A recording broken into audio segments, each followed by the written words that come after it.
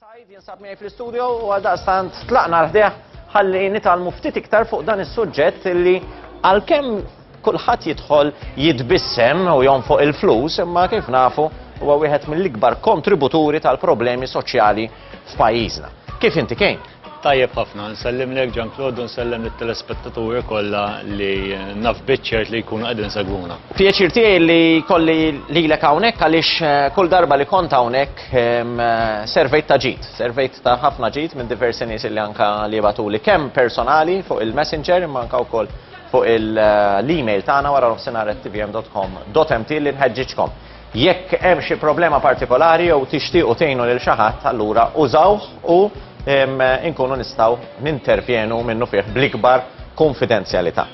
F'Diċembru li għadda però l-Awtorità Maltija għall-logħob l-MGA ħabbret statistika żvelata minn stħarriġ nazzjonali fil-konsum ta' servizzi tal-logħob, jiġifieri kemm wieħed ikun qiegħed jilgħab. U il-pożizzjoni attwali tagħkom bħala fondazzjoni għall-logħob responsabbli viżavi din l-istatistika kif inhi? Sa waqt tgħid f'Diċembru li għadda l-Awtorità Maltija għall-logħob ikkummissjonat stħarriġ permezz ta' Dr. Gordon Cordina x'ħareġ minn dan l-istħarriġ. Stħarriġ relatat mal-konsum tal-logħob f'Malta. Kemm il-Maltin jikkonsmaw il-logħob. Issa għandek ħareġ ċar kristalli il-Maltin jikkonsmaw mal-128 miljun euro fl-2017, 3 miljuni aktar mill-2015. U dak huwa l-logħob legali. Ekku.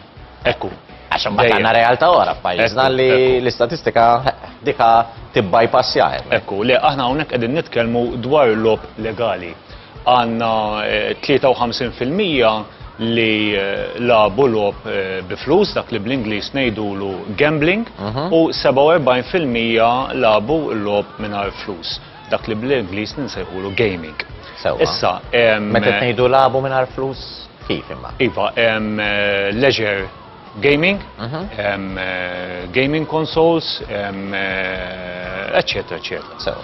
Issa li ħareġ interessanti immens li minn dawk il-persun li nefqu biex labu għandek maġġoranza ta' żgħażagħ minn 18-il sena l fuq, dejjem b'livell sekondarju ta' edukazzjoni u kif ukoll ċittadini adulti minn 45 sena l fuq, dejjem b'livell sekondarju ta' edukazzjoni. Dak ħareġ mill-istatistika. Sa fejn nidħlu aħna? Aħna nidħlu minn dawk il-53% li nefqu l-flus biex jilabu gambling, 1% sa 2% irrapportaw dak li ngħidulu l-vizzju tal-logħob. Daw li rrapportaw. Irridu noqogħdu attenti għalihom għax dak min jirrapporta. Għandek nies li għalihom le mhux vizzju li nofs il-paga jiena flop. Ekku, minix jietaw biex nallarma l-ħadd, 1% sa 2% jisek għandek bejn 1900 persuna u 3800 persuna, dejjem mal-medja Ewropea. Nerġa' nirrepeti. Sinċerament, kien jien xorta nemmen li il-realtà hija ferm ikbar minn dik li proset l-ekonomista Cordina, però r-realtà hija ferm iktar minn hekk.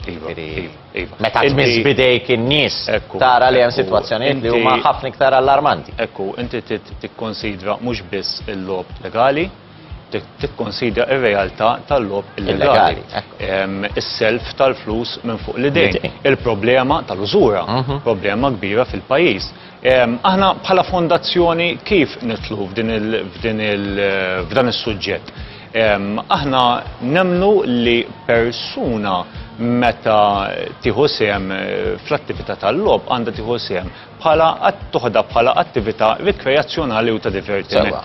Dan jgħod mit-tfal tagħna sal-adulti u l-anzjani tagħna. Aħna nemnu li meta dik il-persuna tkun qiegħda tilab għanda iżżomm ma' limitu, għanda iżżomm ma' linja tal-kontroll. Xejrid ikun il-limitu? Issa, il-linja tal-kontroll hija linja kemm finanzjarja u kemm aktar mi għaddi-żmien qegħdin insiru nafu li importanti immens li inti jkollok linja ta' kontroll ta' ħin. Issa, Xiġri, normalment meta żżomm il-linja tal-kontroll tiegħi mhux il-linja tal-kontroll tiegħek. Normalment meta persuna tibda tikkonsma aktar milli kollha fil-but. Tqatta aktar ħin milli oriġinarjament ippjanat. X'jibda jiġri? Tibda tonfoq flus li jkunu oriġinarjament pjanati biex għall-affarijiet essenzjali ta' ħajtek, mhux tal-ħajja tiegħek biss imma tal-ħajja tal-maħbubin tiegħek u tat-tfal tiegħek.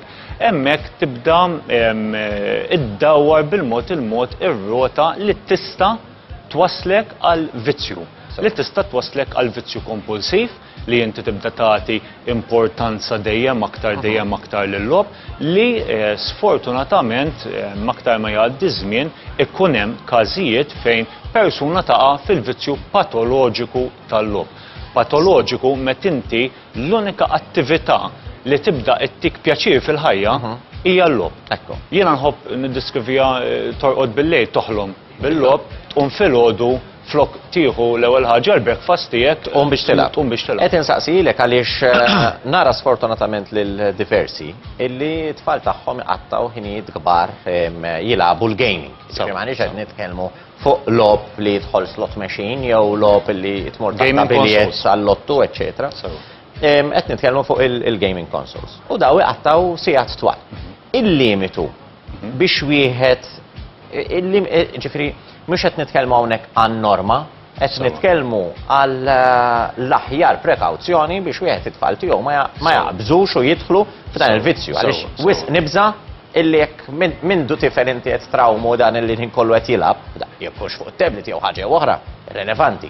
Ma li qed jilab daqstant ħin, da qed toħloq il-vizzju letteralment qed tgħinu jistudja biex isir gamer jew inkella labi patoloġiku. Sewwa, ħalli ma nallarmawx daqshekk lin-nies.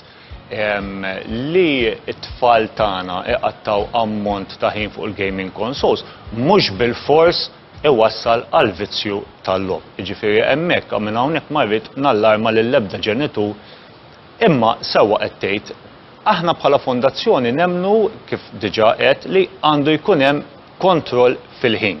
Issa normalment il-kontroll fil-ħin ikun ta' satejn fil-ġurnata jiddependi mill-età tat-tifel u t-tifla. Taħt 18 sena mod, fuq 18 sena għandek linja tal-kontroll. Jekk inti il-logħob, il-gaming, jibda isir l-unika priorità tat-tifel tiegħek, hemmhekk hemm xi ħaġa ħażina.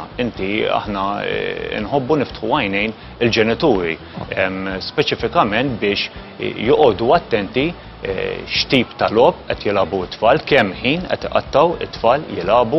Jiena naf tfal u sitwazzjonijiet ta' tfal li ma jiklux biex jibqgħu jilagħbu.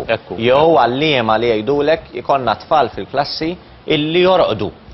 Da kollu għax ikunu qattaw lejl jilagħbu. Nerġa' nirrepeti, l-tfal tagħna jqattaw ammont ta' ħin mhux bil-fors wassal għal vizzju u għal dawn ir-realtajiet li qed issemmi. Iva, hija realtà, xorta hija realtà, il-ġenituri għandhom iżommu għajnejhom miftuħin u għandna nilqgħu għal problemi iva minn età tenera billi narfu u nedukaw. Użżomm kontroll. Ekku, aħna bħala fondazzjoni nduru l-iskejjel ta' Malta u Għawdex kollha, nitkellmu permezz ta' preżentazzjoni ħelwa u permezz tal-maskott tagħna ċipi nżuru tfal 4th year primary students u nibdew narfuhom l-importanti li jkunu responsabbli fil-ħin li huma. Maħdix ngħidu li m'għandhomx jilagħbu. Anzi, iridu jilagħbu. U għad-dritt ta' kull bniedem. Il-gaming fih il-pożittiv tiegħu wkoll. Inti ssaħħaħ l-intellett, issaħħaħ il-fine motor skills. Il-kreattività tiegħek. Il-kreattività tiegħek. Imma meta sfortunatament bħal kollox, meta inti taqbes il-limitu ta' ħin, hemm realtajiet ukoll li tfal tagħna qegħdin ikollhom aċċessibilità għal flus biex jilagħbu wkoll. Meta inti taqbes dik il-linja tal-kontroll, iva rridu noqogħdu attenti u rridu niġbdu daqsxejn l-attenzjoni. Allura ħaniġi għal punt illi kemm jekk xi ħadd jilab u għadu ma rafx li għandu problema, jew inkella għandu tfal li jilabu jew xaqarib jew.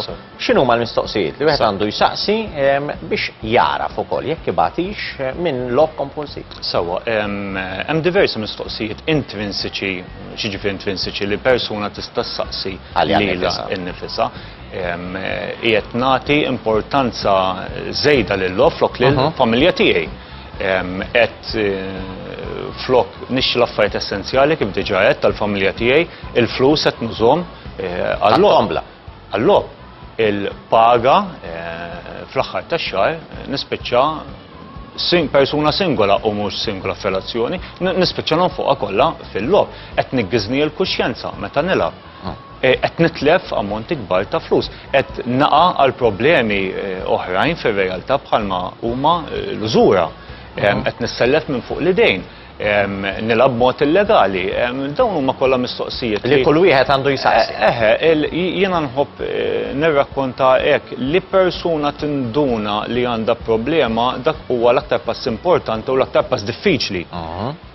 It-tieni pass l-istess importanti u diffiċli huwa li inti tfittex l-għajnuna. Issa jiena qiegħed biex ma nallarma lil ħadd imma l-għajnuna qiegħda hemmhekk għal min tassew huwa willing, għax li tkun willing li tfittixa l-għajnuna qiegħda hemmhekk aħna bħala fondazzjoni nħaddmu s-servizz ta' għajnuna tagħna 1777 inħeġġeġ lil persuni hemm barra li għaddejjin mill-vizzju tal-logħob u anke persuni tal-madwar li vvizzjat biex jagħtina telefonata għandna staff imħarreġ ħan nisimgħu l-istejjer tagħkom ħanatukom l-għajnuna tagħna fejn nistgħu u fejn ma nistgħux ħan nkunu qegħdin nirreferukom għal aġenziji terzi. Però kien dak li jkun forsi qed isegwina u jgħidlek jiena nċempel wieħed 777.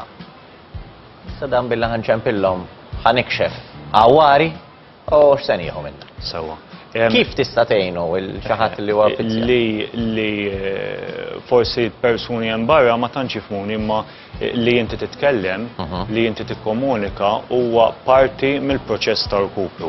Issa waqt din it-telefonata inti tista' iżżomm l-anonimità kollha tiegħek, ġifieri jekk inti m'intix komdu li semmi ismek u kunjomok tista' żżomm l-anonimità. Mhux biss tista' tidħol fil-website tagħna www.rgf.org.mt u tuża s-servizz taċ-chatline tagħna. Iva, min mhux komdu jċempel jista' jiċċettja fil-komdità ta' daru. Bħala proċess xiġri meta tidħol it-telefonata. Pass importanti, xiġri nirċievu il-telefonata, aħna nagħmlu rapport u nżommu kollox f'Central Database System, imma nixtieq insemmi. Imma meta tgħid li nagħmlu rapport. Iva. Ħadd irrapportaw dak li? Le, lanqas xejn. Xi jfisser? Sakemm aħna nirċievu telefonati. Jean-Claude, biex jirrapportaw il-legalitajiet hawnhekk nixtieq nagħmilha ċara. Inħeġġu lill persuni iċemplunna u jirrapportaw. Aħna min-naħa tagħna nagħmlu rapport, inresqu kollox lill-Awtorità Maltija tal-Logħob. L-Awtorità Maltija tal-Logħob permezz tal-inspectors tagħha u permezz tal-forzi tal-ordni għaliex ejja ngħidluha kif inhi il-logħob illegali hija kriminalità. Bla dubju. Min-naħa tagħhom l-Awtorità tal-Logħob, l-inspectors u l-forzi tal-ordni imexxu min-naħa tagħna.